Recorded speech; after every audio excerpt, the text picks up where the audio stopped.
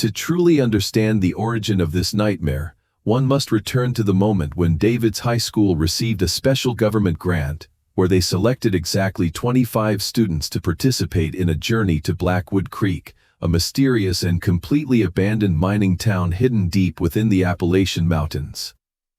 I was that young David of those foolish years, crammed at that time alongside my two best friends, Jake and Sarah, on an old, swaying bus that rattled over the bumpy roads into the rolling hills. Although the surrounding atmosphere was filled with laughter and the sheer, boundless excitement of youth embarking on a distant trip, I could not ignore a strange, smoldering restlessness tearing at my chest. The deeper we ventured into the valley, the more the civilized world seemed to slip from our grasp as every bar of cell phone signal on my screen flickered and then vanished entirely. Through the condensation-covered windows, the vibrant landscape outside quickly gave way to a suffocating gloom, where thick, heavy fogs began to shroud every tree trunk and completely obscure our vision. The very moment the wheels came to a complete halt and we officially stepped onto the cold ground of Blackwood Creek, a chilling sense of isolation instantly swallowed the entire group of students, as if we had willingly walked into a colossal tomb that had been forgotten by time. Decades ago. As the silence of the valley crashed down, pressing heavily against the eardrums of all 25 students, Mr. Harrison clapped his hands loudly to shatter the solidifying atmosphere. He was a strict history teacher who always tried to maintain a cool head and a rational attitude in every situation, but even his voice at this moment seemed to be half swallowed by the fog. Standing beside him was Mr. Cole, the park ranger in charge of guiding our group, a middle-aged man whose face was deeply etched with the wrinkles of time and weathered elements. Mr. Cole cleared his throat, his raspy sound echoing through the desolate space, and began to lay out a series of extremely strict safety rules that we were absolutely required to follow. He emphasized that we were in a place completely isolated from the outside world, with no medical stations or police outposts within a radius of dozens of miles, and that the safety of each individual depended entirely on our adherence to discipline. We were absolutely not allowed to wander into the woods alone, not allowed to detach from the group, and most importantly, not allowed to approach the restricted areas marked with warning tapes because their structures could collapse at any moment. Mr. Cole's warning did not carry the usual empty threats found at summer camps, but was instead firm, cold, and contained a bone-chilling seriousness that made the previously noisy students instantly fall silent and obediently nod. Shortly after, we were divided into small groups to receive our sleeping quarters. Jake, Sarah, and I were assigned to the same area, located at the edge of the main road. They were rickety, decaying wooden cabins bearing the heavy marks of previous centuries, standing bare and isolated like giant dried skeletons in the middle of the valley. When I pushed open the wooden door of our assigned cabin, an ear-piercing creak tore through my eardrums, bringing with it a gust of musty, freezing air that slapped me right in the face. The smell of rotting wood, the scent of green moss, and the odor of desolation intertwined to create a signature stench of death, of pure oblivion. The floor was covered in a thick layer of dust, imprinted with crooked, zigzagging cracks that looked like the wrinkles on a demon's face. Cobwebs draped heavily across the ceiling corners, and the biting cold winds blowing through the gaps in the wooden walls created soft, whistling noises that sounded like whispers rising from the underworld.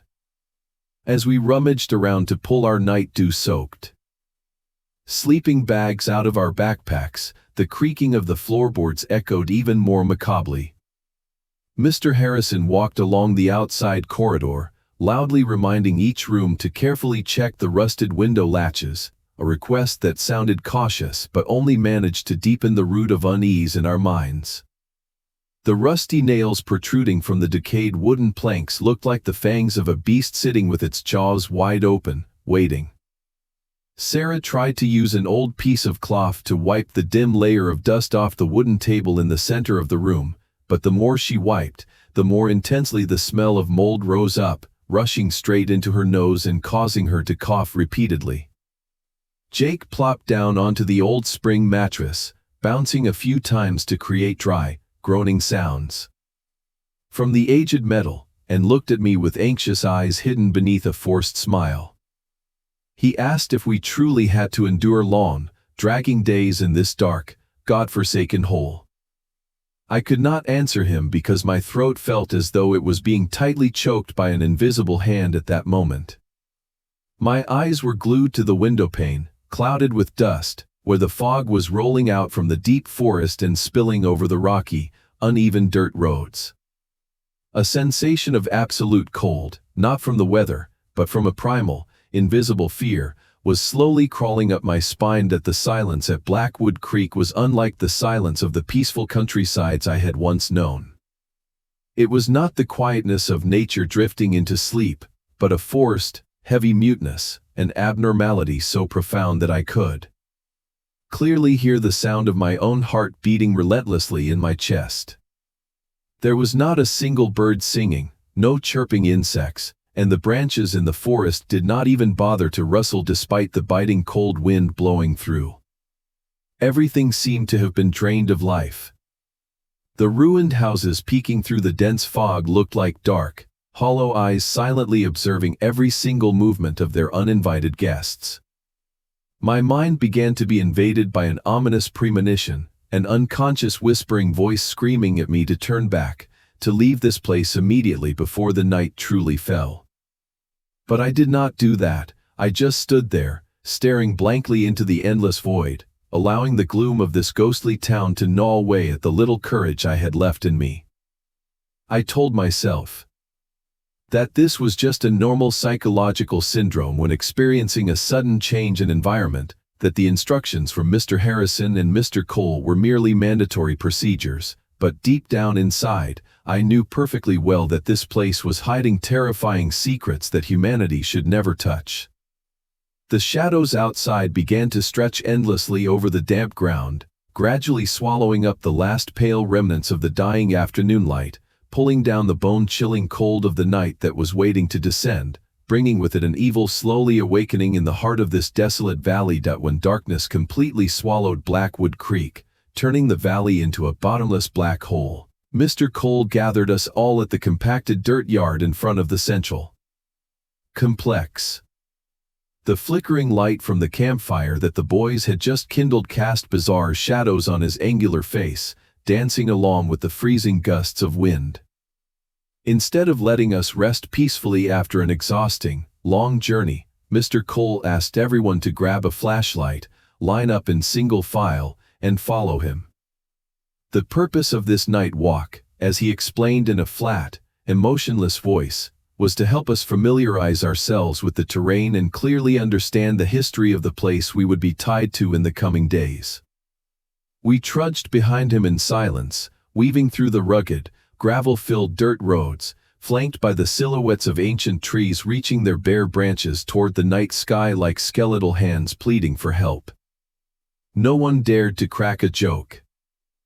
And even Jake, who was always talkative, now fell completely silent, trudging along with his eyes constantly darting around. The flickering light from our flashlights swept across the crumbling house walls and the empty, pitch-black window frames, creating the sensation that countless invisible creatures were lurking, ready to leap out from the darkness. After about 20 minutes of an exhausting uphill climb, we stopped in front of a wide, open clearing perched precariously halfway up the hill, where rows of uneven stone tombstones of all sizes appeared faintly under the pale moonlight. It was the newly relocated cemetery, and Mr. Cole stood with his arms crossed, gazing distantly down into the dark valley below, beginning to tell us the story of Blackwood Creek's dark past. His raspy voice, blending with the rustling of the forest wind, recounted that back in the 60s, the government had decided to build a massive hydroelectric dam blocking the main river flowing through the valley. That project meant that the entirety of Blackwood Creek would be submerged under dozens of meters of deep water. Thousands of residents reluctantly accepted compensation and abandoned their homeland, carrying even the remains of their ancestors up to this new cemetery. But Mr. Cole paused for a beat, his eyes suddenly turning sharp as they swept across the pale faces of us teenagers. Not everyone accepted to leave. There was a group of families bound by flesh and blood to this land for many generations, who believed in ancient beliefs and thought that leaving was a betrayal of the valley's soul. Defying all warnings and forced eviction orders, they stubbornly clung to their rickety wooden houses. And then, when the dam began storing water, the artificial Great Flood arrived. The water rose far too quickly, overwhelmingly and ruthlessly, swallowing the valley in the blinding darkness of the night. Those stubborn citizens had no chance to escape. They were trapped inside their own homes, drowning beneath the freezing currents, desperately clawing at the wooden walls in sheer hopelessness. Mr. Cole said that, according to rumors from people living in neighboring towns, the souls of those drowned victims never found peace. They remained trapped beneath the deep lake bed, harboring an unquenchable hatred toward those who brought destruction to their homeland, and toward any living beings who dared to trespass upon this sacred land. Right as Mr. Cole finished his sentence, a strange noise from deep within the dense forest behind us tore through the silence. It was not the sound of a snapping branch, nor was it the cry of a wild animal. It sounded like a dragging, heavy rustling noise, as if something incredibly large and wet was dragging itself across the layer of dry leaves. Sarah let out a soft scream, taking a few steps back and gripping tightly onto my sleeve. My heart pounded frantically, and cold sweat broke out down my spine. I swept the beam of my flashlight toward the direction of the noise, but only saw the towering, pitch-black trunks of ancient trees intertwined to form an impenetrable wall. Mr. Harrison rushed forward, raising his voice to reassure the students that it was just the sound of a wild boar foraging at night, and asked Mr. Cole to end the tour so everyone could return to rest. Mr. Cole nodded, his face showing absolutely no emotion toward our panic, and simply turned in silence to walk down the hill. Throughout the journey back to the wooden cabins, a tense atmosphere enveloped us, and every crunching footstep on the gravel made me jump in fright. I continuously looked back over my shoulder toward the cemetery on the hill, feeling as though invisible eyes from beneath the stone graves were coldly watching our every step, and that the vengeful spirits at the bottom of the deep lake were whispering each person's name in the darkness. The curse of the Black Valley was no longer just a cheap ghost story told around the campfire. It had become an obsession with a physical form, something evil and starving waiting to swallow up the naive prey that had just willingly delivered themselves into the wolf's mouth. The night at Blackwood Creek seemed endless, and as I lay curled up in my sleeping bag, I could not close my eyes, listening to the wind howling through the gaps in the wooden walls, thinking I was hearing the suffocating cries for help echoing from the profound depths of the freezing waters. The faint dawn light piercing through the thick fog finally chased away some of the suffocation of the first night, waking us up with the biting cold of the mountainous region.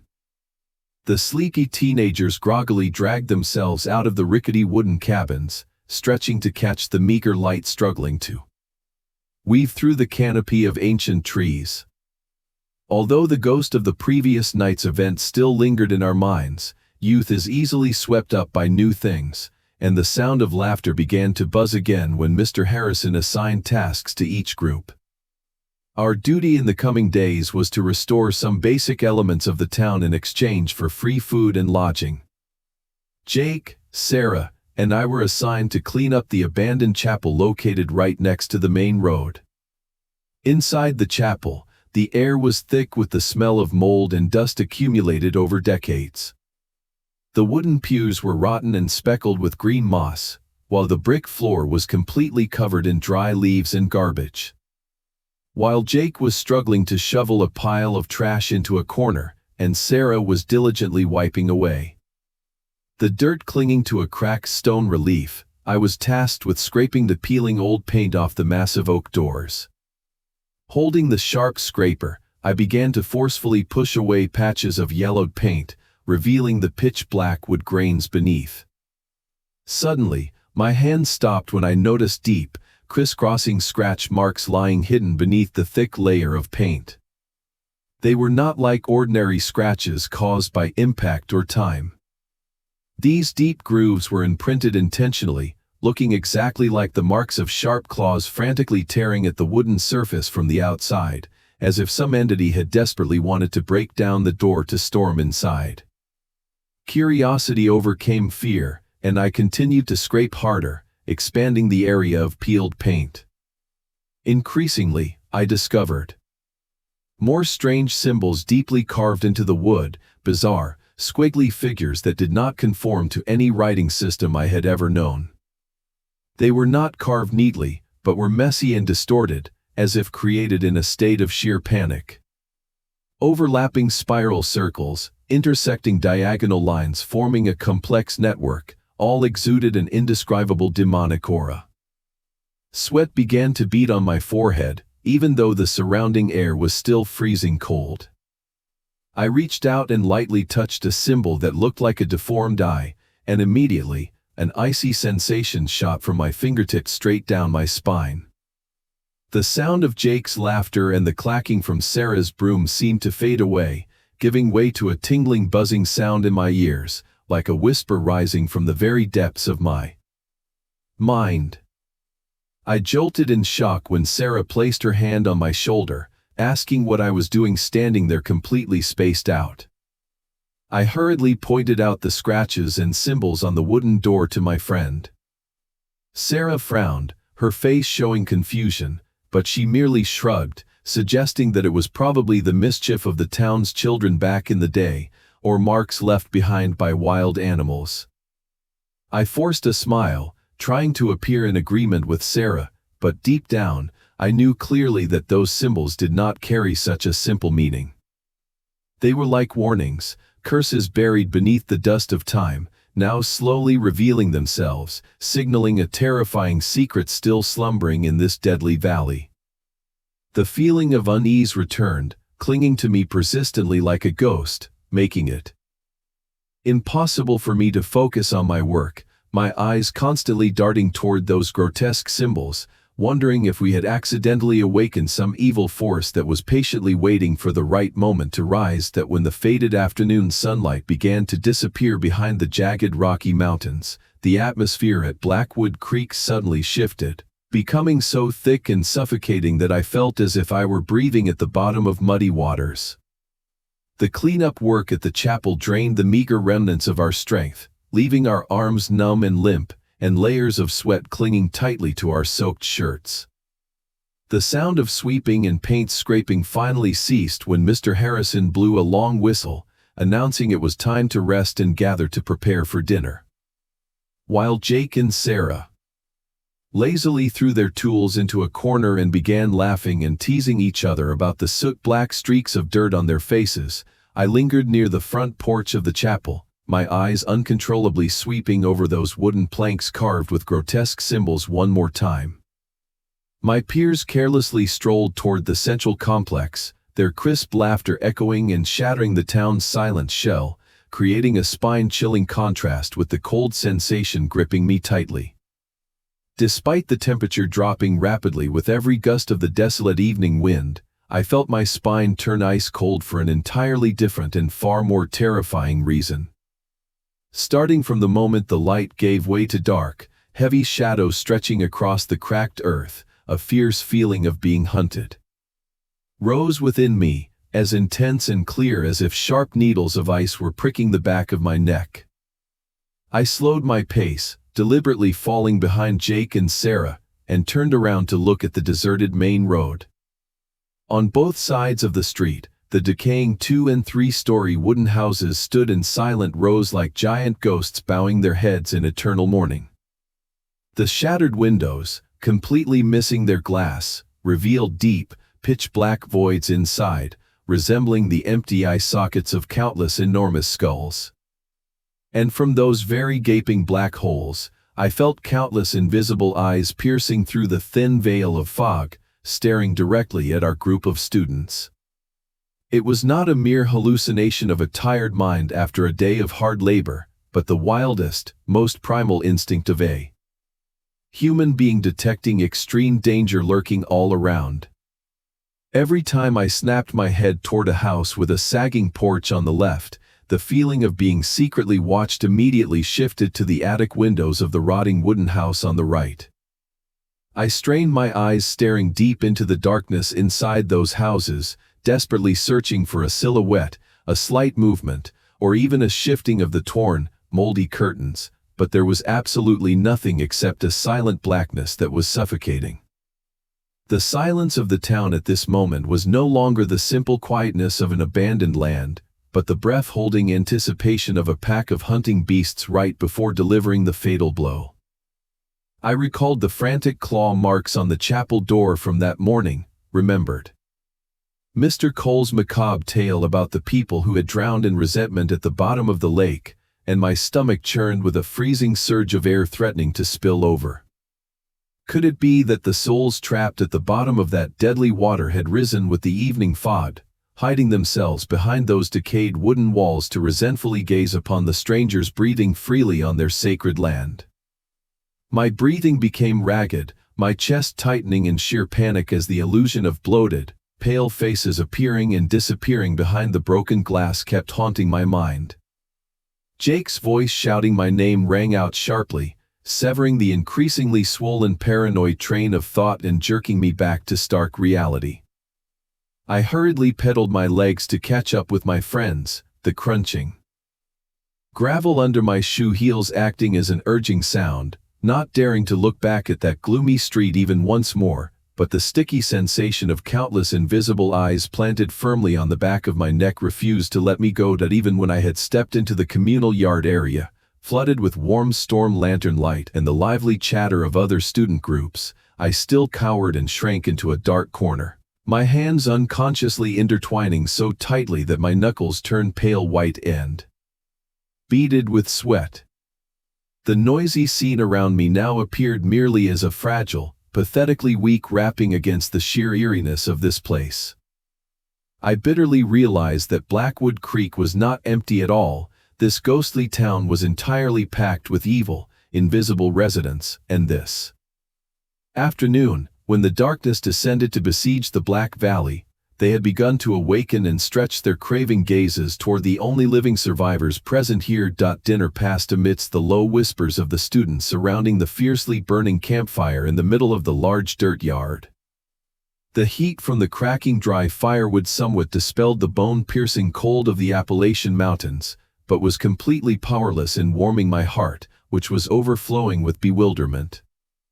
I sat huddled, poking my skinny fingers into the cooling ashes at the edge of the fire, absently listening to Jake and Sarah tell bland jokes to try and delude myself that everything was still under control.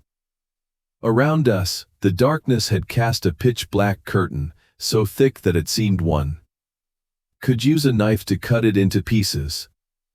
The single path leading into the town of Blackwood Creek was submerged under a thick layer of fog, looking exactly like a withered tree root swallowed by the giant mouth of an invisible monster.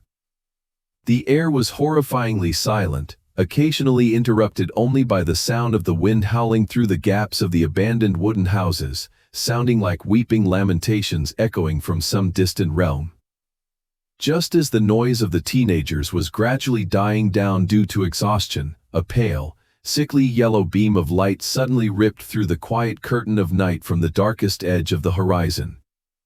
At first, it was just two tiny spots of light, flickering like dying fireflies amidst the fog, but then they grew larger, more distinct, piercing through the fog layer and casting sharp beams of light onto the rugged, gravel-paved road. The entire group of students suddenly fell silent, smiles freezing on their lips, half-spoken stories choking in their throats, as all eyes converged on the two strange halos slowly slithering forward. It was the headlights of a car. Mr. Harrison frowned, standing up abruptly from a rotting log, and narrowed his eyes toward the distance with a highly cautious look. Whispers of discussion began to rise around the fire. This place was dozens of miles of treacherous mountain passes away from the nearest residential area. The roads were winding and dangerous. There was no cell signal or any utilities, so who would be driving into this godforsaken place in the middle of the night? The vehicle advanced steadily, and its shape began to faintly emerge under the crescent moon and the weak headlight beams. It was an old model car, the kind with a boxy, clunky design typical of previous decades, its body stained with a dull color that blended into the gloomy night. What made all of us feel a deep chill was not its sudden appearance, but the way it moved. The car glided over the gravel road at a horrifyingly slow pace, sluggish and soulless like a ghost floating over the ground rather than rolling on wheels. The sound of the engine groaned with a muffled rhythm, wailing like the breath of a dying person refusing to leave the mortal world. My heart thumped heavily in my chest, cold sweat pouring out and drenching the palms of my hands. The car continued to inch forward little by little. Creeping past the barren bushes at the edge of town, the distance between it and the empty lot where we were camping steadily shrinking. Silence enveloped the space, so tense that I could clearly hear Sarah's anxious nail-biting clicks and Jake's heavy gulps right next to me. When the vehicle reached a spot about 50 meters away from us, right at the gravel-filled empty lot located at the town's entrance, it abruptly stopped. Two pale yellow beams from the headlights shone directly upon the crowd standing perfectly still like stone statues around the fire. The car's windshield was pitch black, reflecting the flickering firelight, making it utterly impossible for us to see through and determine what was sitting behind the steering wheel. The feeling of being watched, that sticky and evil sensation I had experienced at dusk on the main road, returned once again. It besieged me, squeezing my lungs and making it impossible to breathe. Whoever or whatever was in that car, it was staring intently at us, counting each person, probing every ounce of panic clearly etched on the youthful faces of 25 city students. Time seemed to stand still during that terrifying confrontation, stretching on for centuries in my mind.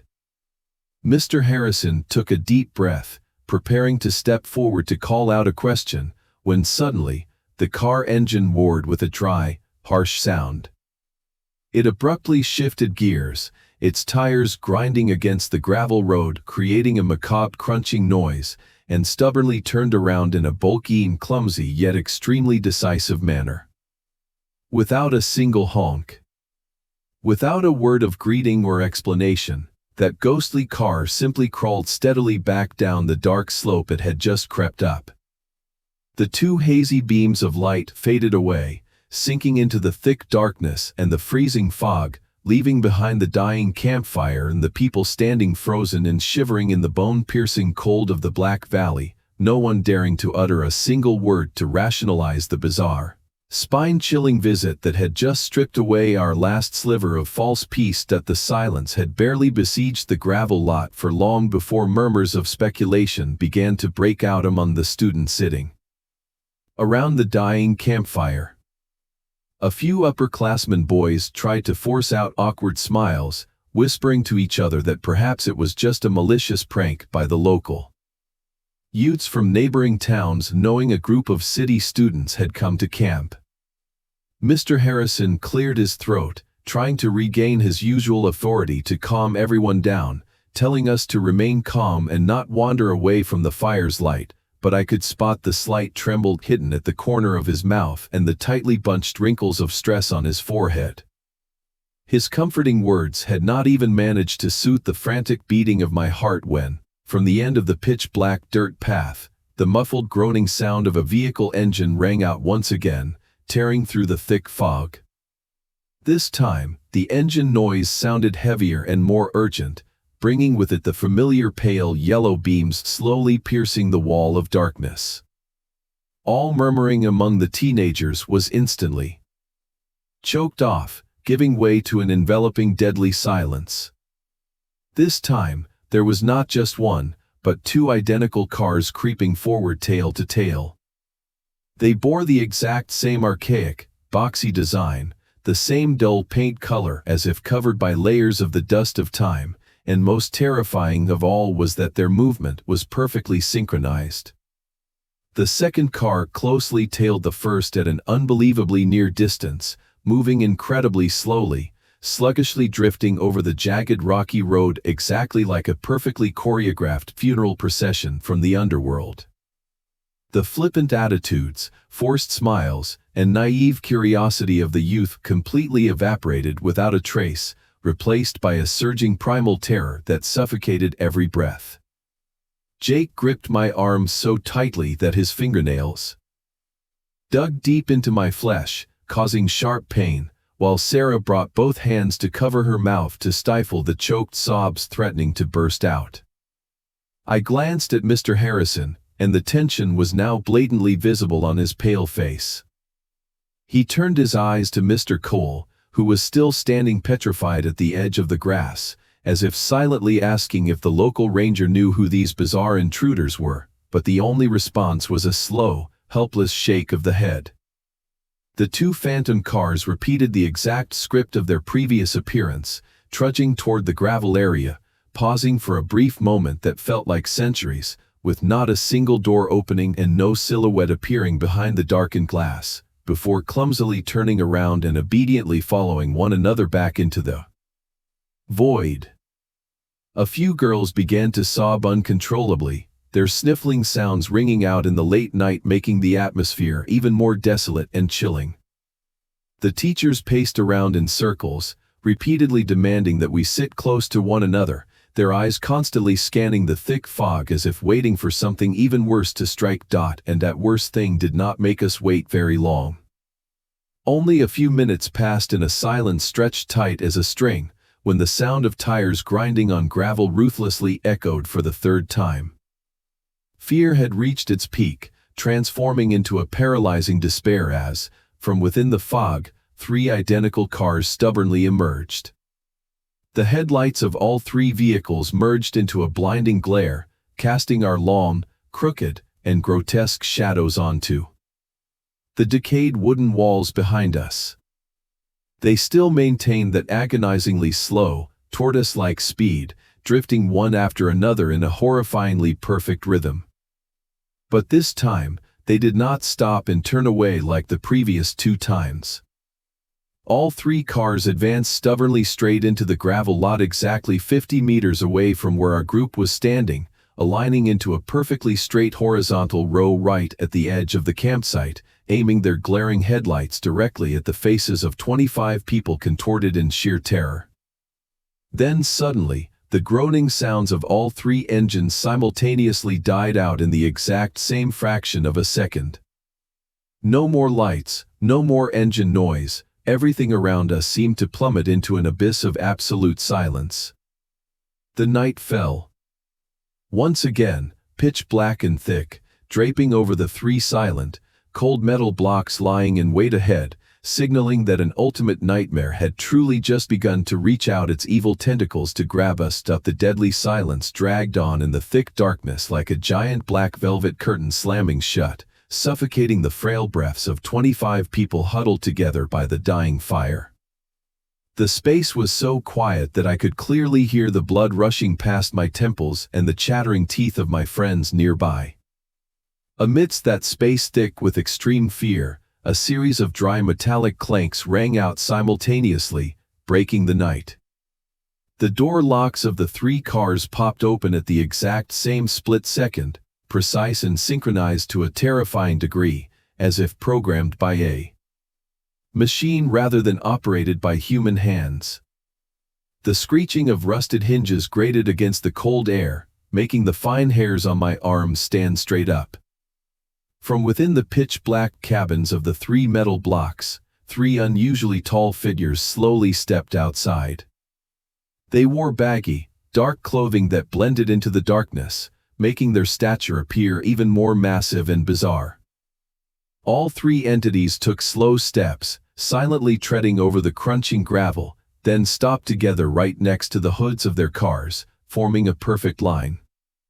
They stood motionless like stone statues carved from hell, without a single small movement, without a rising and falling breath, facing directly toward our group of students who were cowering in horror. The fog wrapped around their legs like ghostly silk ribbons. Under the pale, weak light of the crescent moon barely piercing through the clouds and the faint remnants of the dying fire, I strained my wide, stinging eyes in panic, trying to clearly see the faces of the intruders. Thanks to a sudden gust of wild wind that blew away the layer of mist in front of them, a scene of absolute horror struck my vision, piercing my eardrums and lodging itself into the deepest part of my cerebral cortex. Unlike any human being in this world, those tall creatures possessed absolutely no facial features. Where the eye sockets, the bridge of a nose, and a mouth should have been, there was now only a smooth, pale, and empty surface, resembling unshaped wax dolls. The skin on their heads was stretched tight and glossy, reflecting the cold light of the moon to create a macabre sight that no words could possibly describe. My stomach churned violently. A blast of ice-cold air ran from the soles of my feet straight up my spinal cord, freezing all my neurons and paralyzing me completely. An ear-piercing scream tore through Sarah's throat, sharp and utterly desperate, shattering the silence of the entire space. That scream was like the drop of water that breaches the glass, detonating a collective panic that had been suppressed to its absolute limits. The teenagers scrambled and shrieked frantically, pushing each other and tumbling face first into the dusty, gravel-covered ground. Innocent curiosity disappeared without a single trace, replaced by the most raw survival instinct of the human species when faced with evil. Supernatural forces. Mr. Harrison and Mr. Cole also seemed to snap out of their paralyzing nightmare, their faces crumpled in sheer terror. Mr. Harrison swung his arms wildly, straining his neck and screaming until his voice cracked, hurting all the students to abandon everything and sprint toward the central complex immediately. Without anyone saying a word, the 25 of us children trampled over our own shadows, frantically turning around and running for our lives. Jake grabbed my collar and yanked me backward as I was still standing rooted to the spot, hypnotized by those three featureless faces. I stumbled and almost fell headlong, my knee hitting a rock with a sharp pain, but the massive surge of stress hormones pumping through my veins helped me quickly regain my balance and sprint away in madness. We ran like a herd of antelopes being chased by wild beasts, the sounds of crying, panting, and pounding footsteps creating a chaotic noise echoing throughout the empty main road of Blackwood Creek. No one dared to turn their head to look behind, because the terror that those three faceless entities were gliding across the ground chasing after us had occupied every single corner of our minds. The fog whipped coldly against our faces, and dry branches on both sides of the road eagerly reached out to scratch our flesh as if wanting to hold us back. The distance from the gravel lot to the central complex, which usually took only a few minutes to walk, now seemed to stretch into eternity in our panic. When the first people burst past the rickety wooden steps of the largest hall building in town, Mr. Harrison and Mr. Cole stood blocking the doorway, using all their strength to grab each student and drag them inside. Jake, Sarah, and I tripped and tumbled right over the threshold, lying flat on the floor panting, our chests tightening as if they were going to burst. As soon as the last student was pulled to safety, Mr. Cole and Mr. Harrison instantly put all their weight into slamming the thick oak doors shut and locking them tight. The deafening crash of wood striking against wood slammed the heavy hammer blow into the night.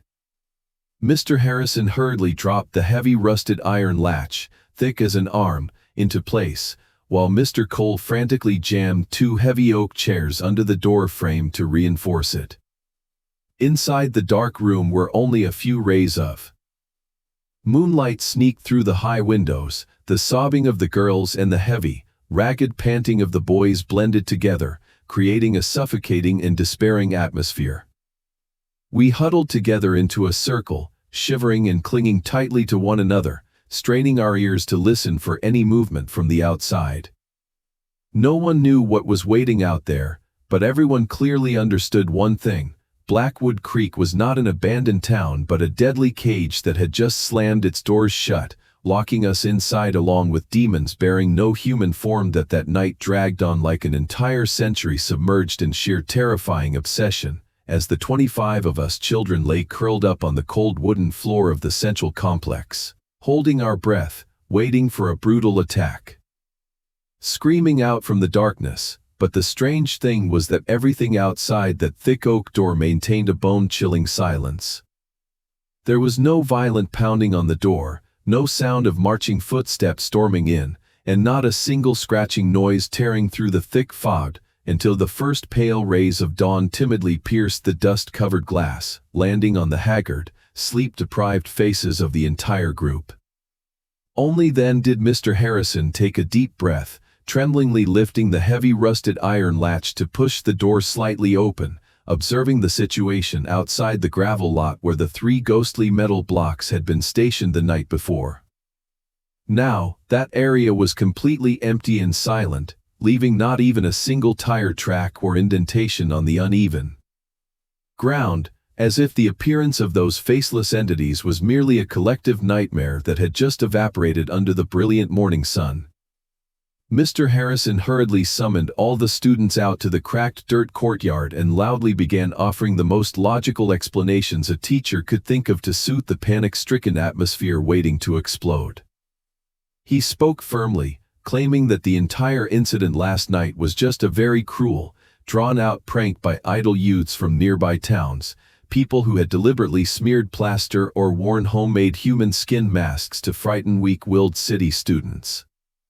Mr. Cole stood beside him, and although his face still bore the marks of tension and his eyes constantly darted around the gloomy, dense forest, he awkwardly nodded along to support that forced explanation in an attempt to salvage some order and discipline for the camp. Even though Mr. Harrison's comforting words sounded somewhat reasonable and successfully appeased the majority of the students who were desperate to cling to any anchor of rationality to escape the fear, deep inside my mind, everything was still overflowing with spine-chilling illogical details. I could not possibly forget the way those 3 cars moved in such a surreal synchronization, the deadly silence when their engines died out at the exact same split second, and especially the pale, smooth reflection of moonlight on the skin of those faces bearing no human form. No mask in this world could be so flawless, seamless, and grotesque, but I chose to keep my mouth shut, retreating deep into the crowd to hide the skepticism frantically gnawing at my heart, because neither I nor Jake nor Sarah wanted to turn ourselves into ridiculous, paranoid fools in the blinding daylight. Right after that, to prevent further speculations from breeding, Mr. Harrison and Mr. Cole immediately assigned a massive load of physical labor, doubling the volume of the first day, forcing us into sawing wood, hauling heavy stones to patch up collapsed walls, and clearing away piles of rotting, moss-covered garbage.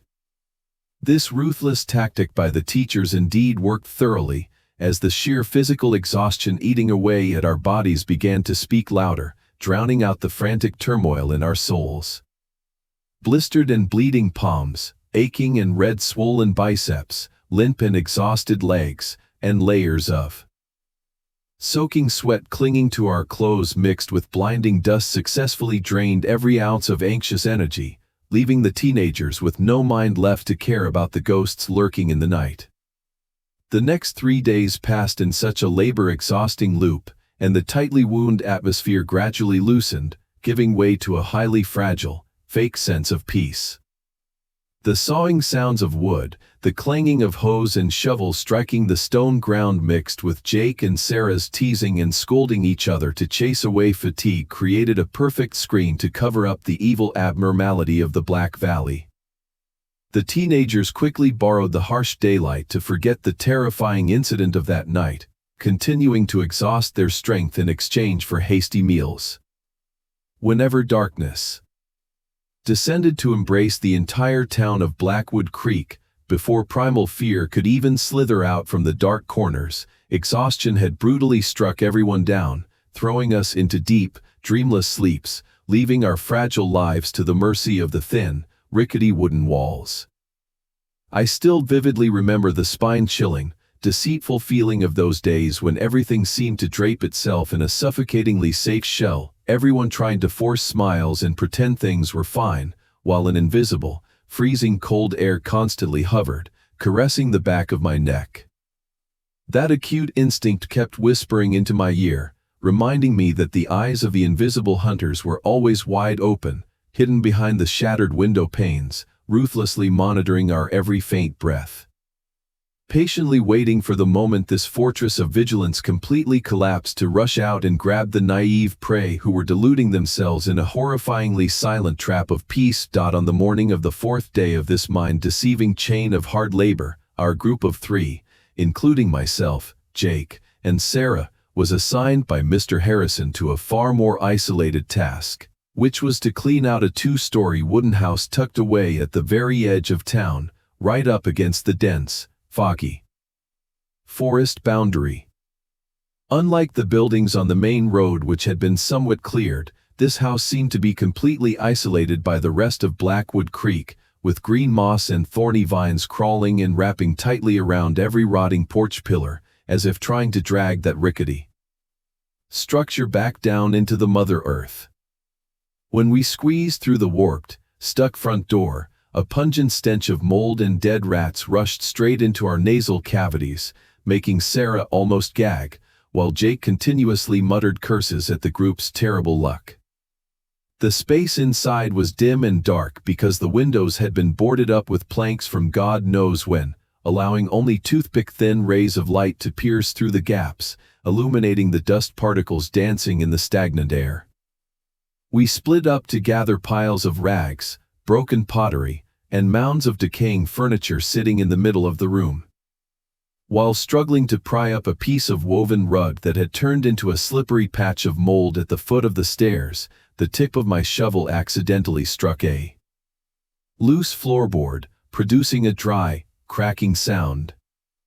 From the deep, dark hole below, filled with cobwebs and roach droppings, I discovered a rusted tin box buried under a layer of pitch-black sawdust. Ignoring Jake's urging to keep sweeping, a macabre curiosity drove me to reach out and pry open the badly worn lid. Inside, there was no money or jewelry, only an animal skin-bound notebook, peeling and patchy, its yellowed pages sticking together and crumbling like used tea leaves.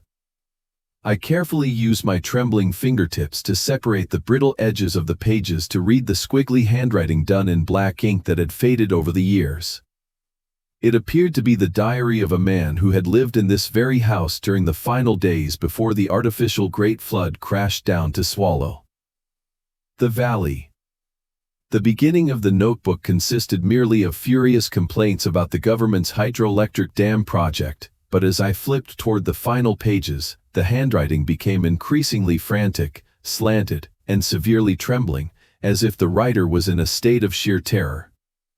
Disjointed, hazy sentences repeatedly mentioned blood-curdling phrases about an ancient entity slumbering beneath the deep riverbed, and about faceless dark figures wandering along the forest edge whenever the new moon fell. Most chilling of all was a detailed record of a bloody, cultic sacrificial ritual that the citizens who stayed behind in the town had desperately performed right inside the chapel, the very place where I had scraped off the paint and seen the grotesque symbols. The diary writer described that they had not refused to leave out of nostalgia for their homeland as Mr. Cole had said, but were forced to stay to fulfill a dark pact aimed at appeasing the wrath of the faceless ones screaming for flesh and blood from beneath the mud. The writer of the notebook expressed absolute remorse for participating in that heretical seance, describing that the ritual had failed miserably, that the door connecting reality to the underworld had been torn open without being able to be closed, and that the massive floodwaters from the breached dam were not an accident but a brutal punishment to seal the entire valley forever. The rough sketches on the final page accurately depicted tall, lanky silhouettes with smooth, empty faces possessing no facial features, exactly like the demons we had encountered the night before. The blood in my veins felt as though it froze solid, and goosebumps erupted all over my body as I realized the horrifying truth that Blackwood Creek's ghosts of the past had never rested peacefully at the bottom of the deep lake, but had instead risen thanks to the presence of 25 fresh, young lives willingly offering themselves into the middle of this evil incubator. My hands shook violently, dropping the notebook onto the rotting wooden boards with a harsh, dry thud, drawing the attention of Jake and Sarah from across the room, who rushed over to see what had happened. I frantically snatched up the diary and hid it inside my jacket pocket, stammering a lie that I had just seen a large snake slithering through the crack, for I knew perfectly well that if I told the truth, fear would completely collapse the pathetic shred of rationality still left within the group. However, the weight of the dark secret pressing against my chest now shattered any false sense of security into 100 pieces, turning every howl of the wind outside the window or creak of the floorboards into shrill, mocking laughter echoing from the underworld, signaling that another terrifying night was creeping up to cast a shadow over the tiny fates of us all. The invisible weight from the animal skin diary hidden in my jacket pocket pressed tightly onto my chest like a freezing cold boulder throughout the remainder of that macabre afternoon. After hastily finishing the cleanup of the moss-covered wooden house reeking of death, the three of us dragged our exhausted feet to rejoin the crowd out on the main road to complete the final remaining chores of the entire summer camp. This was already the afternoon of the 5th working day, which was also the final stretch of time we had to remain in this cursed valley before packing our luggage to leave the following morning. The strength of all 25 students seemed to have been squeezed dry to the very last drop, our backs hunched over from pain, our blistered and bleeding hands now functioning only on the disjointed momentum of machines running out of fuel. Even Jake, the one who always had the most excess energy in the group and never lacked a joking remark, could now only sullenly swing his hammer, landing clumsy blows on the rotting wooden fence, his face covered in dust and crumpled with exhaustion. Sarah sat flat on the jagged stone steps, her eyes staring blankly into the void, occasionally letting out a dry, exhausted cough that shattered in the air. However, what made me feel a suffocating terror in the late afternoon of that day was not the physical exhaustion, but the utterly abnormal transformation of everything around Blackwood Creek. In stark contrast to the mysterious whispers from the dense forest or the eerie howling winds blowing through the wooden gaps of the previous days, the entire town abruptly sank deep into a deathly, surreal silence. It was not the gentle quietness of a peaceful countryside when dusk fell, but an absolute muteness, a muteness so cruel it felt exactly like the moment when all air was sucked out of the world and thrown straight into a massive vacuum environment. There was not a single rustle of dry leaves sliding across the ground, not a single chirp of a bird or the rhythmic buzzing of insects rising from the forest edge, and even the thick fog stopped rolling and hung motionless like pure white mourning ribbons draped across the gloomy sky. That silence was so dense and heavy it pressed against my eardrums, causing the crunching footsteps on the gravel or the sound of my own heart thumping in my chest to suddenly be amplified dozens of times over, sounding harsh and pitifully out of place. I stealthily observed Mr. Cole and Mr. Harrison, realizing that even those two adult men were breaking a sweat, their eyes constantly darting toward the pitch-black forest with a high level of vigilance that silently betrayed the forced calm exterior they were trying to maintain. The suffocating atmosphere acted like sticky glue wrapping tightly around each of us, blocking any intention to communicate, forcing the 25 children to bury their faces in their work simply to escape the chilling sensation slowly rising to their throats. Every time I touched the fabric of my shirt where the wicked notebook was hidden, the crooked drawings of the faceless entities and the curse of the failed sacrificial ritual beneath the lake wildly danced in my mind. I began to grow paranoid that the grand silence out there was actually all things holding their breath and bowing down to welcome the rise of something exponentially more terrifying and evil, something slowly crawling up from the deep mud beneath the hydroelectric lake, waiting to tear the night apart. The shadows of the abandoned wooden houses began to stretch in zigzag patterns across the cracked ground, crossing each other to form a gloomy confining net surrounding the entire camp. The sun set behind the Appalachian mountains faster than usual, ruthlessly stripping away the final thin, weak rays of light, officially giving way to a pitch-black night with no moon and no stars. The whistle signaling the end of work for Mr. Harrison rang out crisply yet sharply, shattering the space, but it sounded as eerie as a death toll echoing through a graveyard.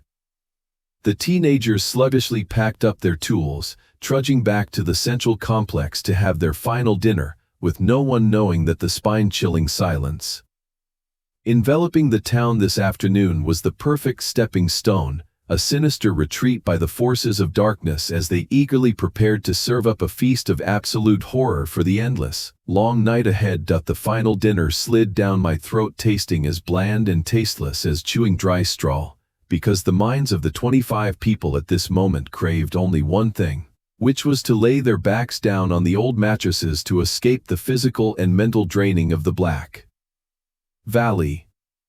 When our group of 3 dragged ourselves back to the rickety 2-story wooden house assigned to us from the first day, Jake and Sarah did not even bother changing out of their mud-stained clothes, but threw themselves heavily onto the rusty spring beds, and within less than 5 minutes, their steady snoring mixed with heavy exhales rang out evenly, breaking the quiet space. However, in absolute contrast to the dead slumber of my peers, I fell into a state of terrifying wakefulness, an extreme chronic insomnia triggered to the maximum by the wicked notebook lying hidden beneath my thin pillow. I lay tossing and turning, curled up in my sleeping bag, my eyes wide open staring fixedly at the pitch-black ceiling, my ears perked up listening to every movement around me in utter panic. The darkness inside the room was thick and cold like a foul swamp, blending with the surreal, deadly silence outside to form a giant screw slowly twisting deep into my eardrums. Time seemed to freeze, each passing minute and second dragging on endlessly like dull knife blades slowly cutting into my flesh. The luminescent hands on my watch faintly indicated exactly midnight, the moment when negative energy is heaviest, which was also the time when an abnormal and horrific sound abruptly rang out, tearing through the eternal stillness of the valley. From the dark, freezing ground floor below, the sound of the massive solid oak front door, which had been swollen and jammed tightly into its frame from years of mold, was suddenly pushed inward by an invisible force. The sound of rotting wood scraping against the uneven floor created a long, shrieking screech, so dry and ear-piercing that it made me jump out of my skin, and all the fine hairs on my body stood straight up in unison as if I had been electrocuted. That spine-chilling dragging sound echoed in the cramped space, bouncing off the thin walls, sharply severing all illusions of the fake safety we had tried to build up over the past few days. It did not open hesitantly or stealthily like a thief, but was plowed and pushed sliding back slowly, ruthlessly, and full of the confidence of an apex predator toying with tiny prey locked inside a cage. My heart leaped straight up to my throat, thumping frantically as if trying to smash my ribcage to escape, and cold sweat poured out like rain, completely soaking my thin undershirt. My mind frantically rewound the moments right before that terrifying noise occurred, and an illogical discovery dealt a fatal blow to the tiny shred of rationality left in my head. The front yard of this wooden house was completely covered by an extremely thick layer of jagged limestone gravel. And if any person or animal had walked from the main road to approach the porch steps, the sound of crunching gravel scraping together would definitely have echoed very clearly in this breathless space. Yet there was absolutely none. Everything beforehand had remained submerged in absolute silence, without a single thudding footstep, without a single heavy stomp, as if this intruder did not obey any physical laws of the real world. It had glided across the gravel yard, or far more horribly, it had risen directly from the cold dirt right before the threshold, and then used peerless strength to force the jammed door wide open. That illogical abnormality cruelly confirmed to me that the thing standing ominously down on the ground floor was absolutely not human, nor was it an ordinary wild beast, but rather those evil entities stepping right out of the tattered diary pages, those bloodthirsty faceless beings slowly slithering into our lair to begin a brutal night hunt. I held my breath tight, not daring to twitch even a single finger, lying frozen in terror pinned against the old mattress, my bloodshot eyes wide open staring blankly, letting my heart be crushed by the horrific sounds beginning to rise from the terrifying darkness of the ground floor below. As soon as the screech of the door downstairs ended, an ice-cold blast of air from outside instantly rushed in, carrying a nauseatingly foul stench resembling stagnant mud at the bottom of an aged, deep lake. Intertwined with the moldy smell of an abandoned tomb, rushing straight up into the room where we were lying. The intruder was now officially present inside this rickety wooden house, separated from where I lay by only a thin plywood floorboard that felt like it could collapse at any moment. I held my breath until my two lungs felt so tight they might burst, my wide eyes glued to the pitch-black space on the ceiling, beads of sweat pouring down, soaking my forehead and falling into my eyes causing a stinging pain, but I absolutely dared not raise my hand to wipe them away. Then, the ghostly sound that I had been terrified of waiting for finally rang out, destroying the suffocating silence. A long, groaning creak came from the wooden floorboards downstairs, signaling that a foot had just stepped down. It was not the agile footstep of a human or the clicking claws of a wild beast, but a terrifying pressure slamming onto the flat surface, so heavy that I could clearly feel a slight tremor transmitting through the pillars of the house, reaching all the way to the torn spring mattress I was lying on. This was followed by a chilling, prolonged silence, as if the creature was standing perfectly still in the darkness to scout, to sniff out its prey, or to savor the fear spreading in the air. It took nearly a full minute before the second creak sounded again, heavy and decisive like a hammer blow striking an iron anvil. The stranger began to move, step by step, incredibly slowly and leisurely pacing around the living room area. That rhythm of movement was so illogical and torturous that it wrung out the last ounce of courage within me, because no normal living creature would walk at a calculated tortoise pace and with such an abnormal weight, unless it was completely confident that no prey could escape its claws. Images of the faceless entity rising from the deep mud in the rotting diary pages that morning besieged my mind, tearing at my eardrums with the silent screams of the souls trapped beneath the deep waters. The sounds of the decayed wood groaning under the horrific pressure began to shift gradually toward the foot of the stairs leading to the second floor, where the three of us children were sleeping deeply, exposed without any protection. My heart seemed to stop beating when the sound of the first dry heel striking the oak stairs rang out. The stairs cracked as if about to shatter into pieces. The predator had begun to climb. Every stair it stepped upon drew out a terrifying grinding screech from the old wood, a sound so piercing that it sent chills down my spine, spreading from my tailbone straight to the top of my head. The time gap between each footstep was agonizingly long, as if it was dragging a weight of hundreds of kilograms and lifting it up step by step. In the cramped space thick with terror, I desperately rolled my eyes to the side, seeing Jake and Sarah still buried deep in slumber like corpses, their breathing rising and falling steadily in a highly ironic manner given this life or death situation hanging by a thread.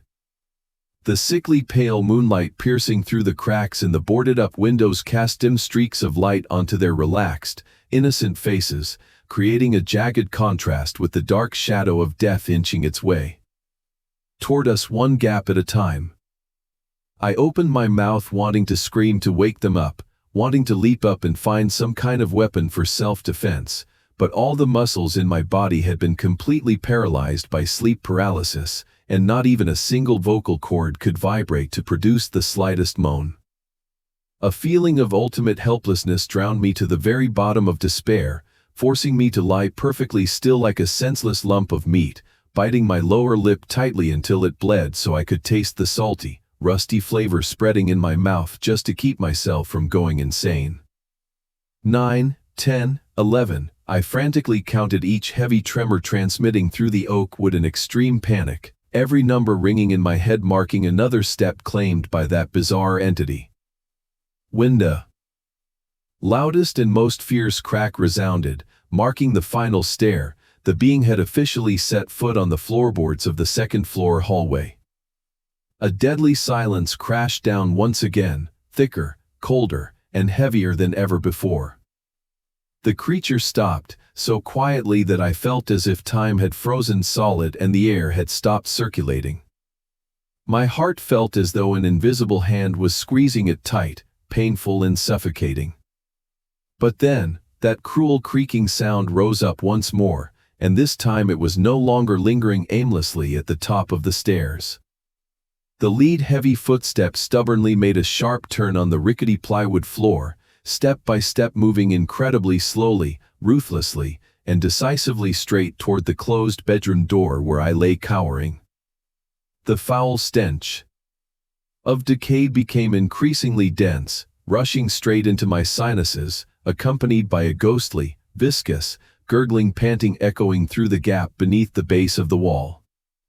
The dark shadow of death from the bottom of the Black Valley was now standing right on the other side of that fragile boundary, and everything now shrank down to the exact moment it would extend its evil hand to touch the wooden doorknob, bringing this prolonged nightmare to an end with a gruesome reality far more brutal than anything humanity could ever imagine. The life or death moment seemed to stretch into an agonizing century as the black shadow of death officially halted its steps right at the threshold of our fragile room. Through the besieging thick darkness, my eyes, having grown accustomed to the shadows, frantically darted down to the gap about 5 centimeters wide nestled between the bottom edge of the oak door and the rough plywood floor. The weak, silvery light of the crescent moon slipping through the cracks on the roof cast a sickly glow onto the hallway, just enough to expose a scene that would forever haunt me until the very moment I closed my eyes in death. Right at that narrow, broken streak of light, I saw 2 feet standing flush against the edge of the door, so close that their tips were nearly rubbing against the rotting wood. However, those were absolutely not human feet wearing shoes, nor were they the hairy claws of a wild beast. That tiny frame revealed a layer of gray skin, bare and grotesquely smooth, reflecting the moonlight with a chilling, deadly aura, exactly like the skin of corpses soaked in water for too long that had begun to bloat and rot. There were no distinct lines of toes or heels, their structure was distorted, flattened out, and deformedly bumpy, as if molded from a pile of foul-smelling mud from the bottom of the freezing hydroelectric lake, possessing a vaguely human shape while simultaneously exuding the unnatural aura of a repulsive foreign entity. They stood motionless like carved statues, radiating an icy, bone-chilling cold that slipped through the crack of the door, crawling along the floorboards and wrapping around my bare toes that were curling up in horror. As my chest choked to the point of being unable to breathe, a series of heart-tearing metallic sounds began to echo from the rusted brass latch. The intruder was trying to turn the doorknob. The grinding sound squeaked in a dry rhythm, slow and clumsy to a spine-chilling degree. It was not smooth and decisive like the way a human hand with fully flexible joints would grasp a knob to twist it open. Instead, the sound transmitted to my eardrums sounded exactly like a mushy, slippery lump of meat desperately pressing tightly against the brass surface, slipping back and forth many times before generating a tiny bit of weak friction to rotate the lock's axis.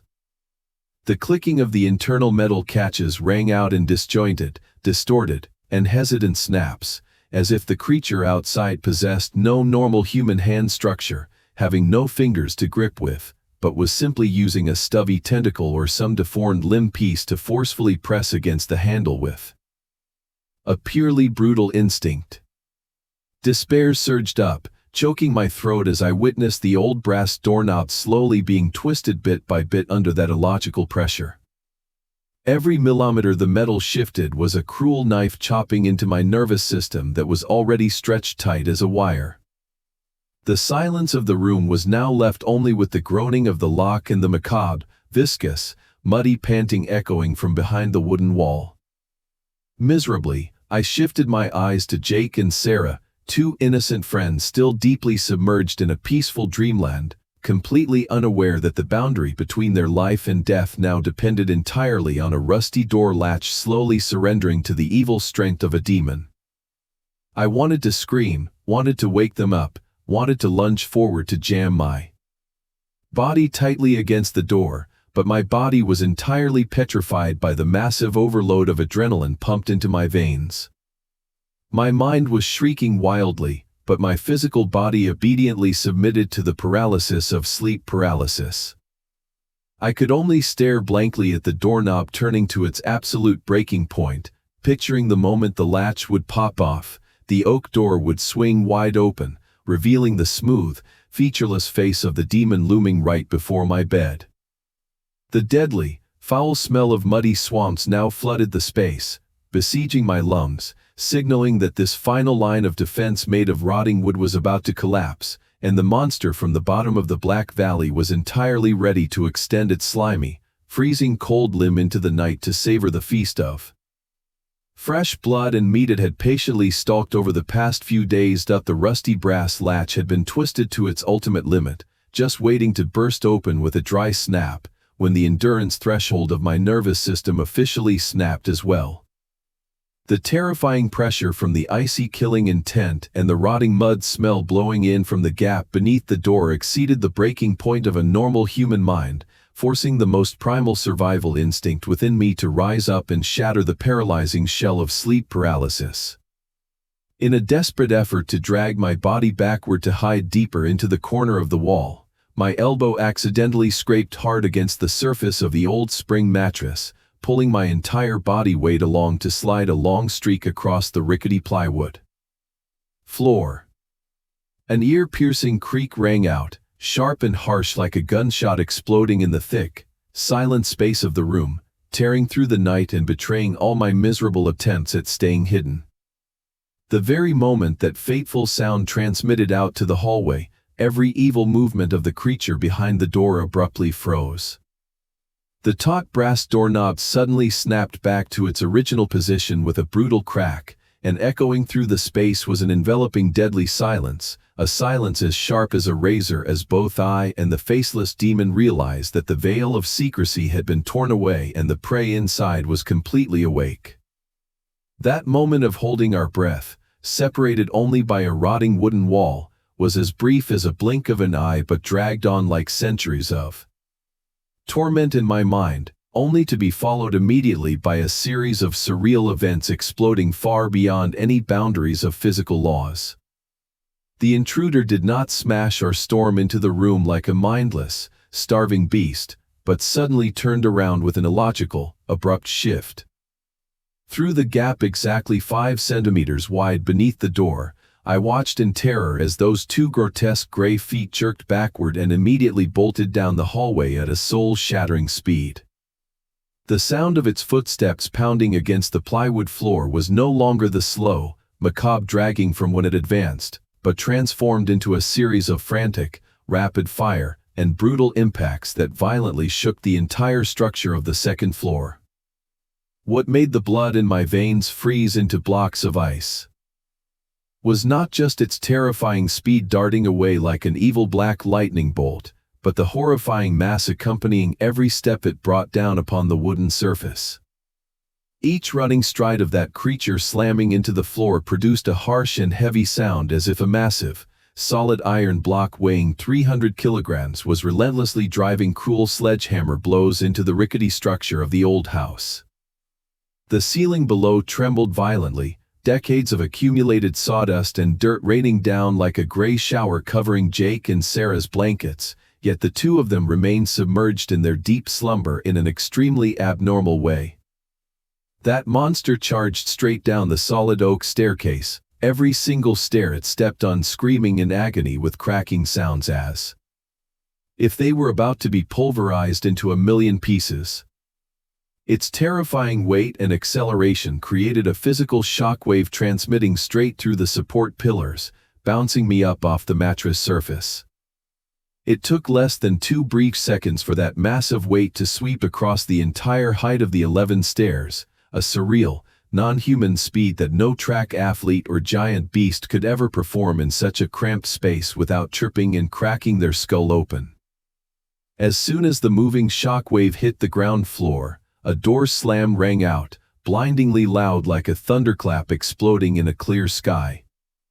The thick, solid oak front door that had been jammed so tight it required a plowing force to open, was now slammed shut with a devastatingly brutal impact, so powerful that it shook the entire front wall, blasting off chunks of rough plaster from the ceiling, sending them raining down onto the floor.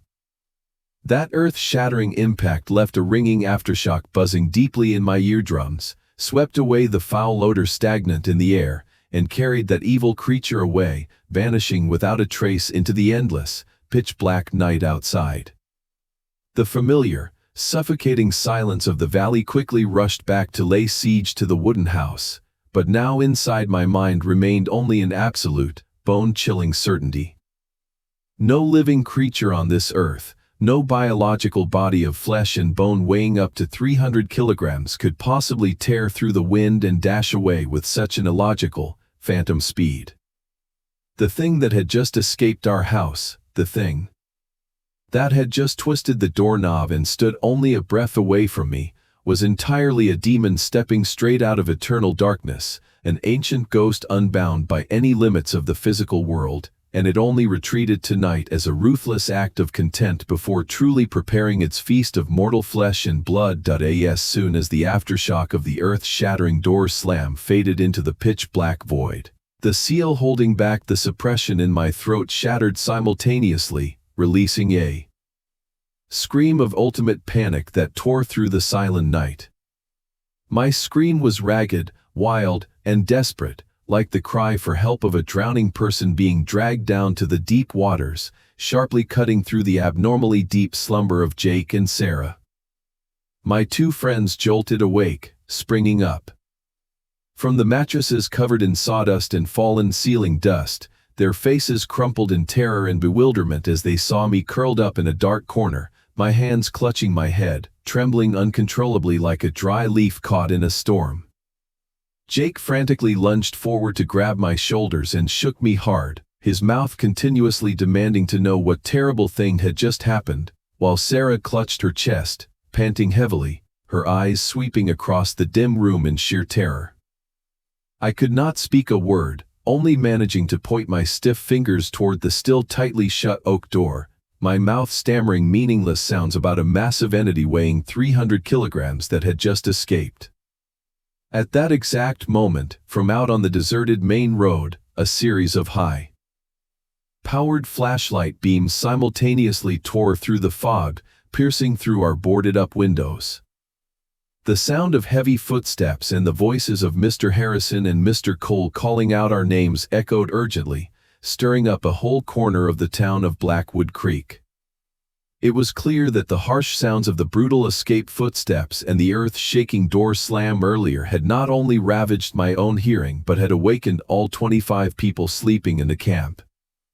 Just a few minutes later, rapid pounding on the door echoed from the ground floor, accompanied by the anxious calling voice of the teacher. Jake hurriedly rushed downstairs to unlatch the door and let them step inside. Mr. Harrison and Mr. Cole, gripping large wooden logs, their faces drenched in sweat and showing extreme tension, were followed by a few older boys shivering and tightly holding storm lanterns illuminating every corner. When they heard me cry and recount in sheer panic about the 2 gray feet beneath the crack, about the macabre twisting of the door latch, and especially the escape bearing a surreal speed and brutal weight pounding against the floor, both the teacher and the park ranger turned pale white. They immediately split up to organize a frantic search inside and outside the rickety wooden house right in the middle of the quiet night.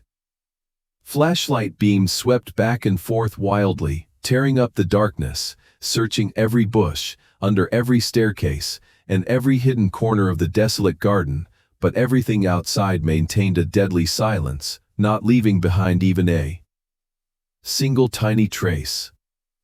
What made a wave of icy chill freeze the blood of everyone present once again was the surface of the yard covered in thick, jagged limestone gravel lying right before the entrance threshold. With a massive moving weight as I had described, and an impact force strong enough to smash down a solid oak staircase, any physical creature charging out of the house would be forced to tear up the ground, creating deep indentations and kicking the layer of gravel flying everywhere. However, under the blinding white light of the flashlights, the gravel yard lay perfectly flat and still, without a single scratch, without a shifted footprint, completely neat as if nothing had ever trampled across it. That spine-chilling illogic acted like a fatal knife stabbing through the last shred of hope of blaming a black bear or some giant young man pulling a prank. Panic began to spread like an epidemic, and the students who had followed along began to cover their faces and sob as they realized that no human or animal around the Appalachian mountain range could produce that horrific chain of escape sounds without leaving behind any physical traces. Mr. Harrison dropped his wooden log onto the ground, his eyes clearly revealing utter helplessness and despair in the face of the supernatural forces besieging the town. That night, no one dared to return to their bedroom. The entire group of students and teachers crammed into the tiny living room on the ground floor of our house, lighting up every possible light source they could find, huddling together into a trembling mass, opening their bloodshot eyes wide to stare blankly at the thick darkness outside, holding their breath, counting every passing second and minute in pure horror, waiting for the radiant morning sun of the next day to arrive and rescue us from this giant cursed tomb named Blackwood Creek. When the very first pale and freezing rays of dawn struggled to pierce through the thick fog blanketing the Black Valley, signaling that a new day had begun, the extreme tension inside the cramped living room only showed slight signs of easing on the haggard, gray faces of the 25 people. Not a single person in the student group, or even Mr. Harrison and Mr. Cole, had any presence of mind left to care about breakfast or cleaning up before concluding the summer camp as originally planned. As soon as the sun peeked over the dark ancient tree lines, bringing a faint warmth to chase away the chill of the dark night, an urgent order was issued, and all of us frantically rushed back to our rooms, haphazardly stuffing all our belongings into our backpacks in absolute panic, as if a single second of delay would mean those faceless demons would immediately rise from the earth to devour everyone. The flight took place in an absolute silence filled with supreme terror, and the sound of hurried, heavy footsteps heading toward the old bus idling its engine waiting at the edge of town was the only noise breaking the mournful atmosphere of that morning. When the wheels began to turn their weary rotations, leaving the jagged gravel roads of Blackwood Creek, I turned my head to look back through the fog-covered glass window, my eyes glued to the rows of rotting wooden houses receding into the distance, clearly feeling that a part of my soul had been eternally imprisoned in that cursed tomb. The bus journey returned us to the loud, bustling civilized world of normal human beings, but utterly failed in bringing peace back to the minds of the children who had just stepped across the boundary of supernatural horror.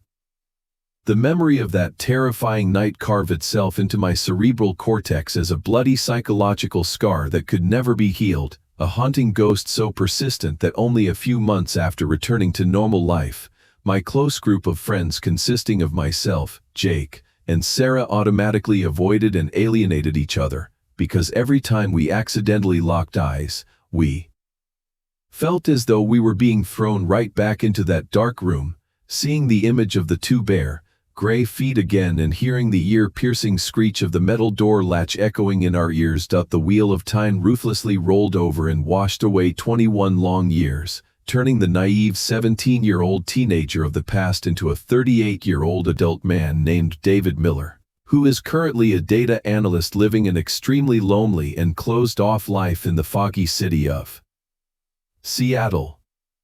Even though I have made every effort to distance myself thousands of geographical miles away from that deadly valley, fleeing into the rushing pace of a modern metropolis filled with blinding neon lights, the cruel truth remains that my soul has never truly escaped the brutal grip of that black night from the past. Chronic insomnia savagely ravages my body, turning long nights into a series of agonizing hours of maddening wakefulness, where I always have to keep my bloodshot eyes wide open, glued to the gap beneath my bedroom door, waiting for something about to manifest. The paranoia soaking deep into every cell makes me a bizarre freak in the eyes of my colleagues and those around me. I refuse all invitations to participate in extracurricular activities, sever all blossoming romantic relationships simply because I cannot explain to them why I have to install up to 6 rusted steel deadbolts on a normal apartment door, and why I always flinch, breaking into a cold sweat over any tiny creak coming from the neighbor's floorboards. Every time darkness falls to blanket the city, the sickly yellow streetlights casting through the windowpane paint grotesque, deformed shapes on the wall, reminding me of the 3 pitch black metal blocks silently turning off their engines in the middle of the gravel lot that night, and the towering creatures with no facial features. All efforts to seek help from psychologists have gone down the drain, because no treatment protocol or sedative drug can ever erase the terrifying truth that this world truly harbors evil, non-physical entities lurking thirstily just outside the illuminated circle of human civilization. My life now is nothing but a hollow shell quietly gasping its way through the passing days within the decay of a mind too heavily devastated, a survivor carrying a heart that always pounds to the rhythm of ultimate fear, because I know very well that, no matter what corner of the world I run to, those faceless demons carrying a weight of 300 kilograms still remember the exact taste of my panic, and they will never easily let go of the prey that managed to luckily slip out of their deadly claws 21 years ago. That I have just finished speaking, gently setting down the audio recorder onto the messy wooden table in my cramped, secluded apartment on the 3rd floor right in the heart of Seattle. Concluding a belated confession that I have kept hidden for 21 long years. The darkness outside the window remains thick, breathing a bone-piercing cold onto the transparent glass pane. My heart suddenly skips a beat as my eyes accidentally glance through the slightly open curtains, looking down at the dimly lit gravel parking lot across the street. Under the flickering yellow high-pressure streetlights, a scene of ultimate horror strikes my vision, freezing all the blood in my veins into blocks of freezing ice. Right there, 3 old, boxy, archaic cars bearing a dull paint color are parked close together, forming a perfect horizontal line, silent and evil, exactly like the iron coffins I had encountered in the Black Valley when I was 17. They have found me. My breath breaks, beads of sweat pouring out to drench my forehead as, from outside the quiet apartment hallway, a series of groaning, creaking sounds begins to echo. It is the sound of heavy footsteps carrying a massive weight pounding onto each concrete stair, slow, ruthless, and spine-chillingly familiar. Heading straight toward my door. The nightmare has never ended. It has only patiently waited for me to drop my guard to deliver the fatal blow. The story of my life, a man hunted by a demonic past, will perhaps stop at the exact moment this door bursts open, but through these ultimate psychological traumas, I have realized a profoundly deep life lesson that we can never run away from the ghosts of the past if we simply keep burying them in fearful silence. Bravely facing our traumas, sharing our pain, and seeking empathy is the only humanistic light that helps people stand firm against the darkest corners of a reality filled with these mysterious, broken rhythms. Dear viewers listening through the small screen, how do you feel about the developments of this story, and in this real life so full of unexplainable things? Have you ever experienced a feeling of being stalked or some similar chilling phenomenon? We deeply desire and look forward to hearing your shared experiences and sincere comments straight from the bottom of your hearts so that we can decode the unanswered mysteries of this world together. If you enjoy these suspenseful and dramatic experiences, please take a little of your precious time to press the subscribe button for our channel, while also hitting like and sharing the video to spread it to more people, helping you not to miss out and giving you the chance to listen to countless more fascinating and thrilling stories every day. Before closing these haunting confessions, we would like to send our most sincere wishes to everyone watching the video, wishing you all abundant health, an extremely joyful spiritual life, and that every passing day is filled with peace and tranquility alongside your loved ones. We bid you goodbye and hope to see you all again in the next videos.